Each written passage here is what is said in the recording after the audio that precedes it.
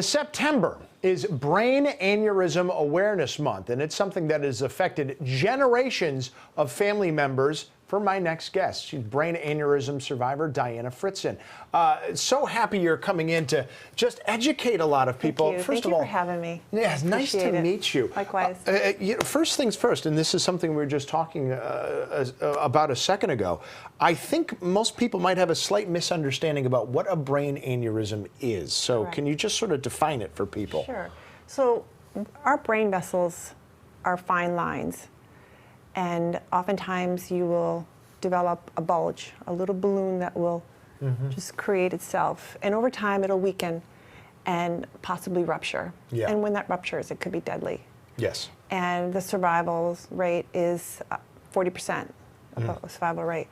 And if you do survive, the recovery is long and challenging and extremely difficult. Yeah, and I'm glad you did that, because I think a lot of people think they've heard of an aneurysm, but they might think of it as the process of bursting itself, but it's Correct. not. This is something that in some cases can be detected, whether it's in the brain or otherwise. And what I was not aware of is that maybe there's a genetic component, because this is something that is run in your family? Correct. In my case, there is. We lost my mother in 2004. Yeah. And that, unfortunately, wasn't the first time that we lost a family member. Her mom also passed away from a ruptured aneurysm. So at that point, I realized I needed to find out more about this. I need to do my own research. Yeah. Is it hereditary? Sure, it possibly could be. And in my case, it was. And I had a screening, and that screening came back normal. It did. But you need to be retested. Okay. And it's important that people understand you need to be retested. So 5-6 years later, I was retested, and an aneurysm had developed. All right. And at that point, the doctor at the time took the wait and watch approach. That was and we not did good that. enough for you. That was not good enough for me. And fortunately, I met with Dr. Balsara at UConn Health. Yeah.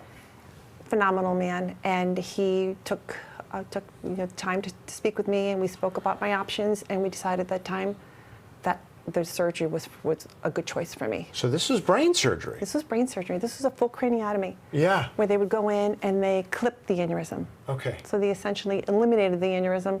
So now that fine line of the blood just flows without the bulge of the aneurysm. Was it a bypass, or did they take the bulge and sort of almost like put a compression sock on it to try to stop it from Basically, bulging? that's what they did. They clipped Okay. it. So the blood no longer flows into this little tiny little balloon, weakening it over time. Okay. So it just goes straight through now, and the clip will always remain there, and it just kills off the blood supply. Oh my goodness, that's hopefully a lifesaver Yes. for you at this point. But I imagine you're still going to undergo testing? Absolutely. To make sure There's no a other potential aneurysms risk develop? that other aneurysms could develop, correct. Is this something that other people should go through? Is it People easy to should do? know. There are early warning signs. There are genetic risk factors. Okay.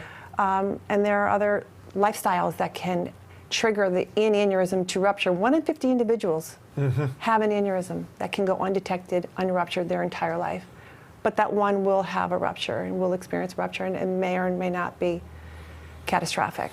Yeah, and that's another thing, right or wrong, and it sounds like it's not too far off. A lot of the conceptions people have is an aneurysm is just one of those things that acts like a bolt of lightning. It ruptures, it comes out of the blue, and just drops you wherever you are. But you said there are some warning signs. What should people be looking out for if they're a little worried? Unfortunately, it's not until you're at the point where it's going to rupture or it has ruptured that you will know the warning signs. But oftentimes, like the EMT, they may not realize this person is suffering an aneurysm bleed. Yes.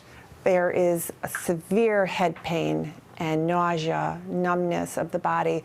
You can't ignore those signs. Yeah. In my case, I had migraines. I suffered migraines. Okay. So had I not had the aneurysm in my family, I may have undergone a CTA or MRA just to see and make sure everything was going, nothing was wrong. Yeah, but hey, even knowing that is helpful too, because it's the same sort of Absolutely. thing with other brain problems like a stroke. Just knowing those early warning signs, Correct. enough to not dismiss them and say, it's just another bad headache. Yes. Could be something that saves your life. So that's just something for all of you to keep in mind here as we're in Brain Aneurysm Awareness Month in Yes. September. Thank you so much for joining us. You're very welcome. Thank you. And it's great to hear such a success story Yes, too. thank you so much. Especially, and thanks to Dr. Balsara from Yes. UConn Health too for what Correct. he's able to do. All right, still ahead on the Fox 61 Morning News, from sci-fi to history. Jillian